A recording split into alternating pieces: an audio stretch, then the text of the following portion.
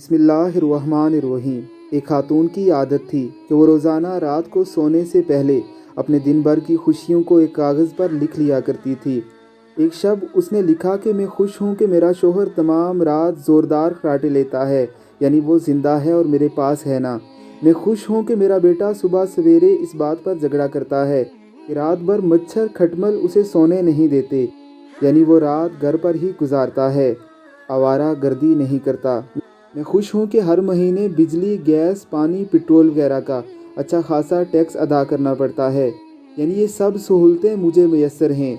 मैं खुश हूँ कि मेरे कपड़े रोज़ बरोज़ तंग और छोटे हो रहे हैं, यानी मेरे पास खाने पीने को खासी मिकदार में ग़िज़ा मौजूद है ना।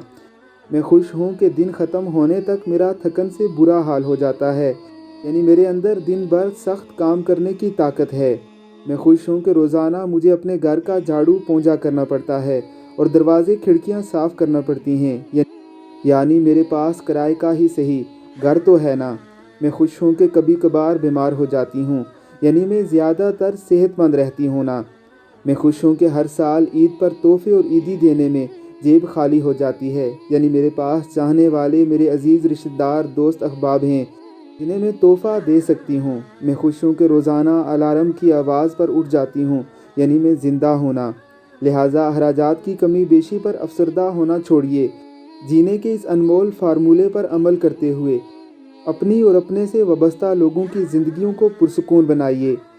पॉजिटिव अंदाज में सोचिए। अल्लाह रब्बुल इज़्ज़त ने हर बात में ही खैर का कोई पहलू रखा होता है। अगर आप खैर के इस पहलू को हाईलाइट करना शुरू कर दें तो ज़िंदगी सुकून से भर जाएगी। अल्लाह रब्बुल इज़्ज़त की ज़ात हम सबको ही पॉजिटिव सोचने की तौफीक अता फरमाए। आमीन सुम आमीन।